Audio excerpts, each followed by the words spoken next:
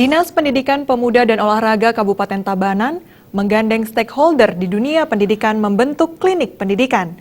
Klinik pendidikan tersebut dibentuk untuk mencari terobosan dalam upaya mendongkrak mutu pendidikan di Tabanan. Kepala Dinas Pendidikan Pemuda dan Olahraga Kabupaten Tabanan, Putu Santike mengatakan klinik pendidikan ini beranggotakan pakar pendidikan yang berasal dari Tabanan. Program ini dimaksudkan untuk meningkatkan mutu pendidikan serta memecah persoalan pendidikan yang dihadapi Tabanan. Menurutnya, mutu pendidikan di Tabanan perlu ditingkatkan karena berimplikasi pada peningkatan taraf hidup masyarakat. Klinik pendidikan ini adalah anggotanya dari pakar-pakar pendidikan yang asal Tabanan yang memberikan sumbangsih pemikirannya untuk kemajuan pendidikan di Tabanan.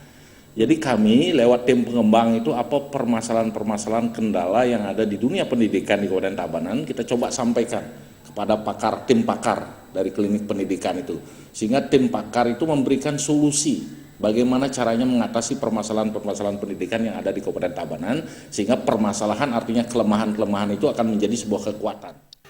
Sementara itu, Ketua Komisi 4 DPRD Tabanan, Madi Dirga mengatakan, untuk mewujudkan pendidikan Tabanan yang berkualitas, perlu adanya koordinasi dan komunikasi antara Dinas Pendidikan, Dewan Pendidikan, DPRD maupun instansi terkait lainnya, sehingga untuk mendapat hasil pendidikan yang baik akan dapat diwujudkan.